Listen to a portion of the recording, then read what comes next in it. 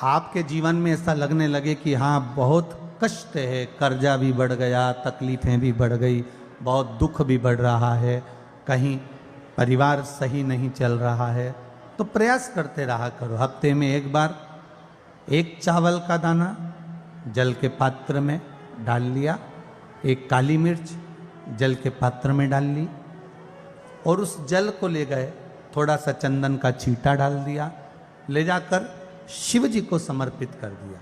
शंकर को जल चढ़ाने के लिए 5 स्थान हैं जहां शिव को जल चढ़ाया जाता है और शंकर उस जल को स्वीकार करते हैं, जिसको पंचगंगा कहा गया। 5 स्थान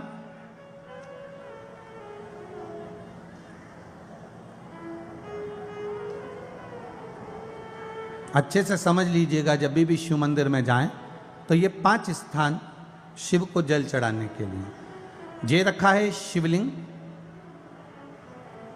गोल जलाधारी, ये चरण जहाँ से पानी नीचे की ओर जाता है। शंकर भगवान के 13 बच्चे हैं, 13 की 13 बच्चे, शिव जी का संपूर्ण परिवार, 33 कोटि देवता, 64 योगनियां, सब शिवलिंग के आसपास में। आप शंकर जी के मंदिर में जाकर ये कभी ना विचार करना कि पार्वती जी को ढूंढना पड़ेगा या गणेश जी को ढूंढना पड़ेगा या कार्तिकेय जी को ढूंढना पड़ेगा या भैरव को ढूंढना पड़ेगा। हमें शंकर के मंदिर में जाकर किसी देवता को ढूंढने की जरूरत नहीं है। जहां शंकर भगवान का शिवलिंग रखा हुआ है वो माता जी का हस्तकमल है, माता पार्वती जी का स्थान है। जहां शिवलिंग रखा है वो शंकर भगवान है। जहां जलाधारी है उस जलाधारी के पास में जहां पानी बहता है बीच में अशोक सुंदरी का स्थान है। जहां से पानी बह रहा है उसका राइट भाग वहां गणेश जी का स्थान है, लेफ्ट भाग कार्तिकेय जी का स्थान है। शंकर भगवान के ऊपर जो जल गिर रहा है वो शंकर भगवान की 5 लड़कियां जया, विषहरा, शामली बारी, दौतली, देव, ये शंकर जी की 5 बेटियां ऊपर हैं। जहां से पानी बहकर उस निकासी से, जहां नाली बनी रहती है, पानी जहां से निकलकर बाहर मंदिर के जा रहा है वो 33 कोटि देवताओं का स्थान है। इसलिए सारे मंदिरों की परिक्रमा हो सकती है पर शंकर जी के मंदिर की परिक्रमा नहीं करते, क्योंकि वो जल जो जा रहा है वो 33 कोटि देवताओं का स्थान है, उसको हम लांघ नहीं सकते। वो स्थान जल चढ़ाते समय आप इसका स्मरण रखें। पानी का जब पात्र लेकर जाते हैं मंदिर के अंदर, सबसे पहले शिव जी का जो जलाधारी है उसमें राइट भाग पर अपनी मनोकामना कर कर जल चढ़ाएं, फिर लेफ्ट भाग में चढ़ाएं रोग मुक्ति के लिए। अशोक सुंदरी की जगह पर चढ़ाएं, ये तीसरा स्थान। चौथा स्थान माता पार्वती जी का जो कटी भाग है जहां पर शिवलिंग रखा हुआ है उस भाग पर जल चढ़ाएं, चौथा भाग। 5वां भाग शंकर जी के ऊपर चढ़ाएं। ये 5 जगह पर जल क्रम वाइज चढ़ाएं। आप लोग जाते हो डायरेक्ट जाकर शंकर जी पे जल उंडेल कर आ जाते हो, सीधे गए और शिव जी पे जाकर आपने जल चढ़ा दिया। हमारे यहाँ शास्त्र कहता है जैसे अपन देवताओं की पूजन करते हैं तो पंडित जी सबसे पहले पूजन किसकी कराते हैं? जम के बोलो जरा, गणेश जी की। गणेश जी के बाद पूजन कराते कराते कराते कराते कराते कराते आगे के सारे देवता कराते कराते कराते कराते फिर जन पर पहुंचते हैं। आप डायरेक्ट मूल पूजन कराते कराते कराते कराते कराते कराते आगे के सारे देवता कराते कराते कराते कराते फिर मूल पूजन पर पहुंचते हैं। आप डायरेक्ट मूल पूजन पे पहुंच जाते हो। और सरल भाषा में समझ लो, जितनी सरल भाषा में समझोगे ना उतना अपने जीवन में उतर जाएगा। इस छत के ऊपर आपको चढ़ना है, निशानी रखी है,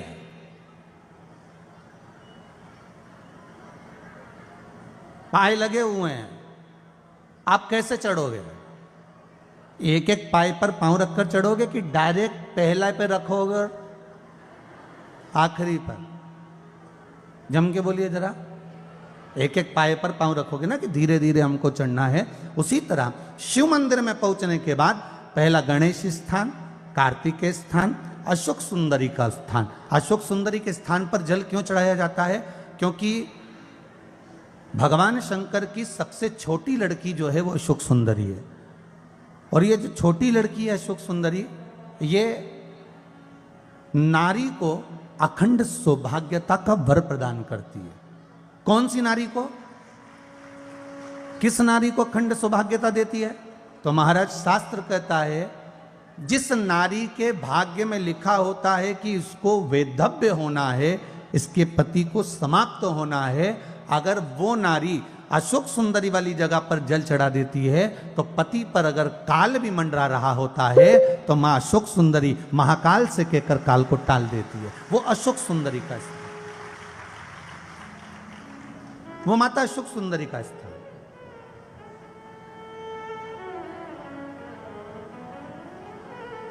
जल चढ़ाने का एक नियम है। यहां जल चढ़ाया, फिर कार्तिकेय बाबा को चढ़ाया, फिर अशोक सुंदरी को चढ़ाया, फिर कटी भाग पर। ये कटी भाग बड़ा विशेष भाग है महाराज, बहुत बहुत ध्यान दीजिएगा। जिस पति और पत्नी में विवाद होकर अदालत तक बात पहुंच गई हो और तलाक तक की नौबत आ रही हो, महाराज उनको जोड़ने के लिए ये कटी भाग मूल होता है। कौन सा कटी भाग? जहां पर शिवलिंग रखा है, जहां शिवलिंग रखा है ये कटी भाग मूल होता है। कहते हैं 5 सोमवार लिंग पुराण वर्णन कर रही है। 5 सोमवार कटी भाग पर जहां शिवलिंग रखा हुआ है, 3 उंगली में मक्खन लेकर कटी भाग पर मात्र फेर देने पर और उस पर 7 जगह चंदन लगा देने पर पति और पत्नी का संबंध कभी समाप्त नहीं हो सकता, वो जुड़कर ही रहेगा, प्रेम बढ़कर ही रहेगा। कटी भाग का बड़ा बड़ा महत्व है महाराज। शिवलिंग के कटी भाग पर स्वयं मां जगतजननी जगदम्बा अपने हस्त कमल पर भगवान शिव को झेली हुई। धर्म पत्नी से संतान नहीं, औलाद नहीं, बड़े दुखी है, बड़े दुखी। अच्छा, संतान नहीं हो, किसी नारी की गोद अगर, स्त्री की गोद अगर खाली रह जाए तो भी दुख होता है उसको कि मेरे घर में औलाद नहीं, संतान नहीं। हम कई बार कहे, आज फिर कहते हैं, ये टेस्ट भी बाद में कराना, सारी जांचें बाद में कराना। एक बार शंकर का भजन कर कर देखना। सब जगह से अगर हार जाओ और सारे रिपोर्ट आपकी आपने सब दूर दिखा ली तो एक बार शंकर पर भरोसा कर कर तुम रुका जी का नाम लेकर सफेद आंकड़े की जड़ को शिव जी पे से रजस्वला धर्म के 7वें दिन 21 बार घुमा लो। नाम गोत्र बोलकर कमर में लाल धागे में बांध लो। पीपल के पत्ते शिव जी को चढ़ाओ, उठाकर लाओ। उस एक पत्ते को रात्रि को गाय के दूध में उकालो और उस दूध को दोनों पति पत्नी पियो। साथ रहिए, समय आएगा, बाबा चाहेगा तो 3 या 4 महीने में गर्भ ठहर ही जाएगा। सारे डॉक्टर को दिखा लिया अपनी जगह, टेस्ट भी करवा लिया अपनी जगह, पर एक बार प्रयोग, और वो विश्वास रखकर करना पड़ेगा। शंकर पर जो भी कार्य कर रहे हो आप, जो उपाय कर रहे हो आप, शिव का स्मरण कर, भगवान पर अगर विश्वास रखोगे, भरोसो दृढ़ इन चरणन करो, श्री वल्लभ नक चंद्र छटा बिन सब जगह ही अंधेरो। अगर भरोसा है तो शंकर है, और भरोसा नहीं तो शिव कहां से। विश्वास लेकर अगर आए हो तो काम तो होगा। ये लोग काशी से आए हुए हैं, विश्वास लेकर ही तो आए होंगे कि हम जाएंगे शंकर की कथा में तो बाबा कृपा जरूर करेगा।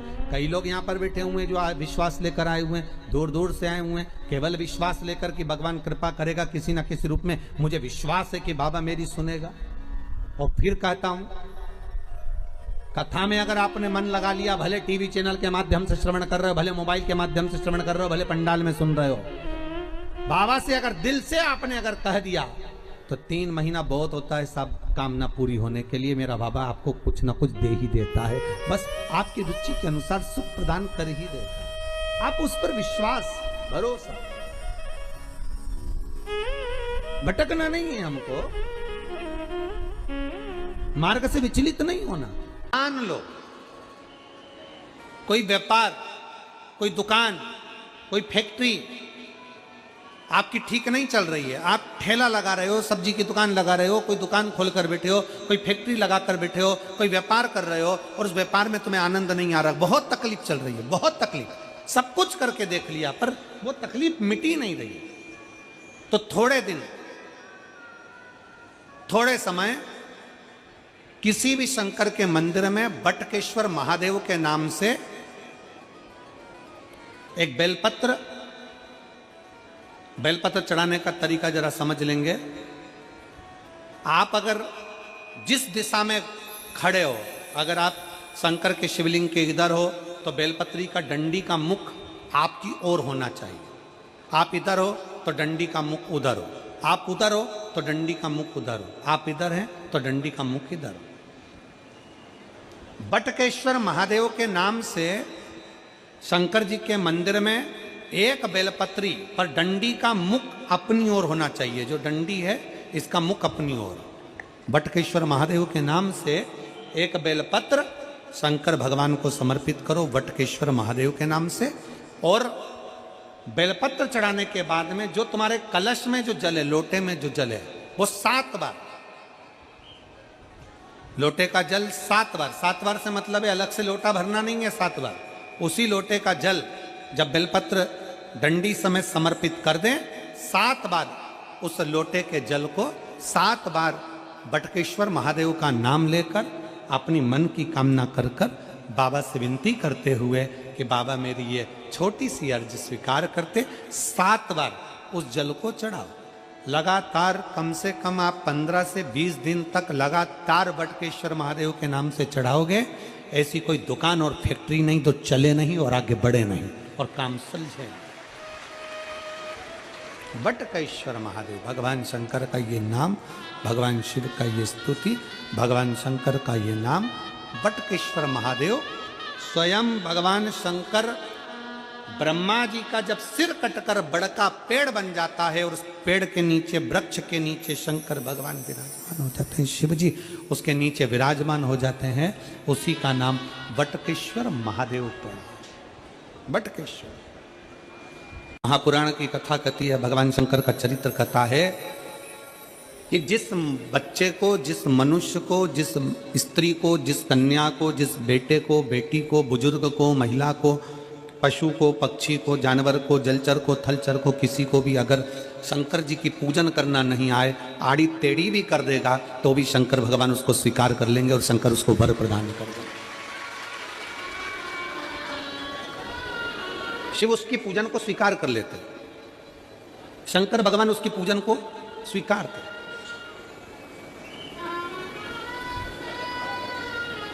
कोई दुनिया में आकर तुमसे कह देना कि मैं इतना विद्वान हूं कि मैं भगवान की पूजन सबसे अच्छी करता हूं। अगर कोई तुमसे आकर कह दे कि मैं सबसे ज्यादा विद्वान हूं, शंकर जी का अभिषेक मैं बहुत अच्छे से करता हूं। कोई तुमसे आकर कह दे कि मेरी पूजन में कोई कमी नहीं रहती, मैं इतनी अच्छी पूजन करता हूं। कोई विद्वान से विद्वान व्यक्ति भी आकर तुमसे कह दे कि मैं शंकर जी का अभिषेक इतना विद्वत्ता में कराता हूं कि मैं शंकर जी की आराधना सबसे श्रेष्ठ कर सकता हूं, तो मान लेना कि शिव मिल नहीं सकते, शंकर नहीं मिल सकते। शिव जी की पूजन वही स्वीकार है जिस पूजन में थोड़ी सी कमी रह जाए। पूजा की थाली लगाकर पशुपति व्रत करने के लिए तुम मंदिर में गए, पूजा की थाली लगाकर तुम शंकर जी के मंदिर में पूजन करने के लिए गए, 16 सोमवार की पूजन कर रहे थे, संकट सोमवार की पूजन कर रहे थे, सोमवार का पूजन कर रहे थे, प्रदोष का पूजन कर रहे थे, सोमवार की अष्टमी का पूजन कर रहे थे, शिवरात्रि का पूजन कर रहे थे, सावन महीने का पूजन कर रहे थे। पूजन की थाली में सारा सामान जमा लिया तो भी मंदिर में जाकर कोई सामान याद आए तो समझ लेना कि तुम्हारी पूजन भगवान शंकर ने स्वीकार कर लिया।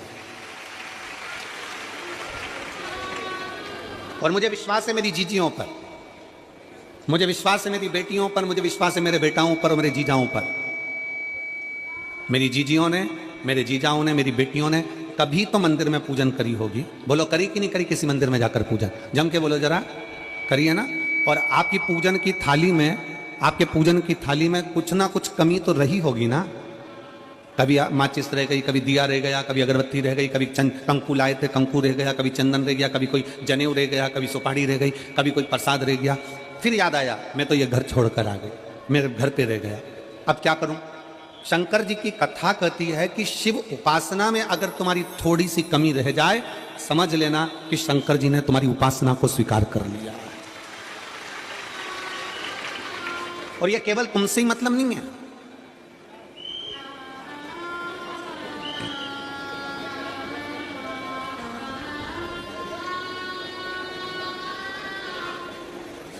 केवल आपसे मतलब नहीं है कि आपकी पूजन में ही, उपासना में कमी रह जाए। ये शंकर भगवान का वर है, ये शिव जी का वर है किसको? भगवान नारायण को। जिस समय पर नारायण ने संकल्प लिया था कि सावन के महीने में 108 कमल के पुष्प रोज समर्पित करूंगा। सुनिए कथा सबने, 108 कमल के पुष्प भगवान नारायण ने संकल्प लिया कि मैं भगवान को रोज दूंगा। रोज 108 कमल के पुष्प मंगवाते देते। सावन का आखिरी दिन था,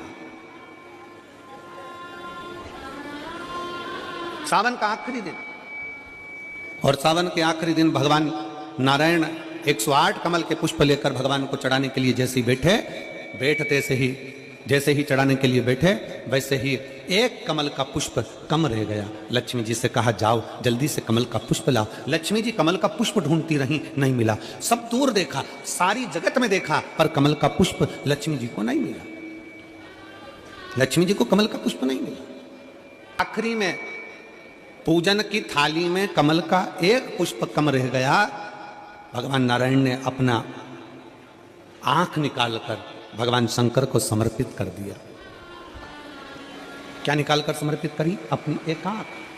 और जब भगवान ने अपनी एक आंख निकालकर भगवान को समर्पित करी, उस दिन का नियम है आज तक, अगर पूजन की थाली में कोई कमी रह जाती है, पूजन में कोई कमी रह जाती है, तो एक आंख मतलब आखा चावल। आखा चावल जानते हो आप लोग? जम के बोलो जरा। आखा मतलब पूरा। हम आंख तो भगवान को नहीं दे पा रहे इस संसार सागर में, कलिकाल में। एक आंख के बराबर आखा चावल, एक आखा चावल पूरी पूजन होने के बाद शंकर जी को समर्पित कर दो। शिव भगवान नारायण की आंख के बराबर उसको स्वीकार कर लेते। भगवान शिव उसको स्वीकार कर लेते, शंकर भगवान उसको स्वीकार कर लेते, शिव उसको स्वीकार कर लेते। भगवान नारायण ने एक आंख भगवान शंकर को दे दी। शंकर भगवान ने अपना सुदर्शन चक्र भगवान विष्णु को दे दिया।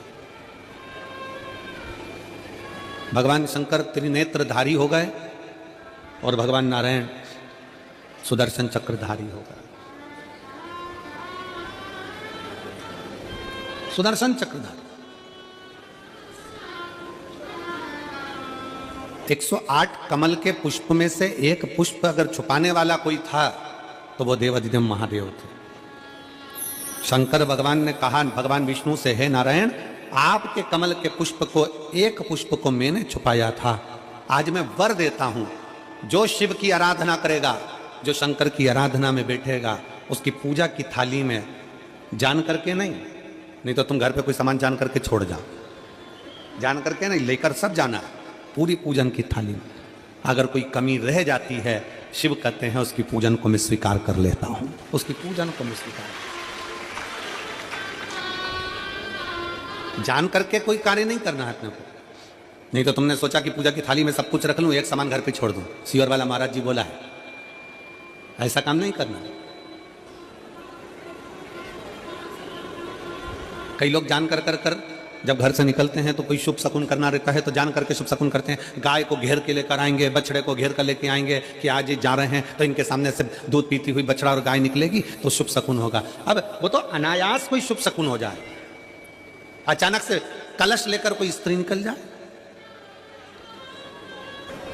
जब हम नेपाल में कथा करने के लिए गए तो वहां पर कान वाले ने पत्र लिखा, और शायद नेपाल की कथा में वो पत्र आप लोगों ने सुना भी होगा। उस दुकान वाले ने अपने पत्र में लिखा कि गुरुजी, मेरी दुकान बिल्कुल नहीं चलती थी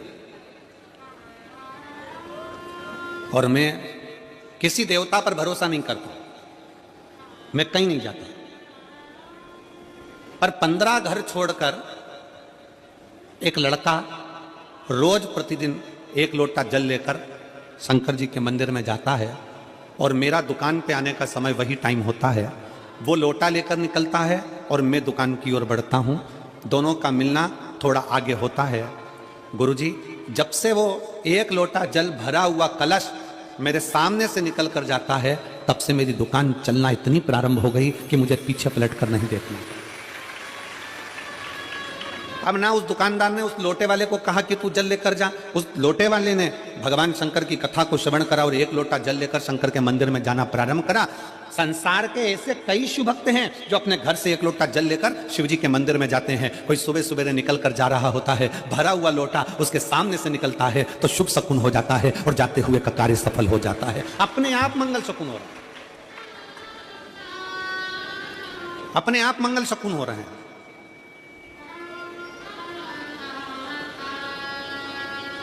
ना जाने कितनों के कार्य अपने आप हो रहे हैं और कर का हो जाता है और शिव उसको स्वीकार कर लेते हैं। लंबी बाती का प्रमाण अलग होता है। लंबी बाती क्यों लगाई जाती है? भगवान के मंदिर में दीप में, देवियों की पूजन में, लक्ष्मी की वृद्धि के लिए। कौन से देवता के यहाँ लंबी बत्ती लगती है और कौन से देवता के यहाँ गोल बत्ती लगती है, उसका भी प्रमाण वर्णन।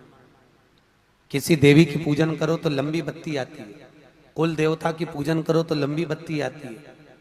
किसी मंदिर में किसी देवता को लगाने जाओ तो गोल बत्ती लगती है, उसका भी प्रमाण है। लंबी बत्ती जहां लगाई है, अगर लक्ष्मी के सामने लगाई है तो लक्ष्मी की लंबाई बढ़ती है, लक्ष्मी की वृद्धि बढ़ती है।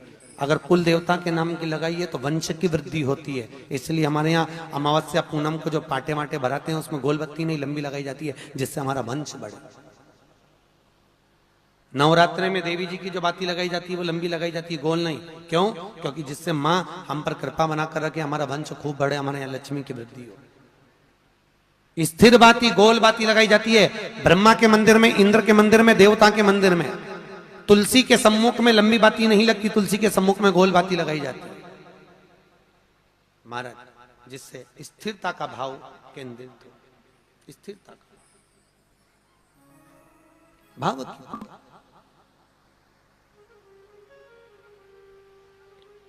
पीपल के वृक्ष के नीचे कभी लंबी बाती नहीं लगती, बड़ के पेड़ के नीचे कभी लंबी बाती नहीं लगती, आंवले के पेड़ के नीचे कभी गोल बाती नहीं लगती। आंवले के वृक्ष के नीचे लंबी बाती लगना चाहिए। धन की वृद्धि, सुख समृद्धि। तुलसी के पौधे के नीचे लंबी नहीं लगती, गोल बाती लगती। बातियों का भी प्रमाण है।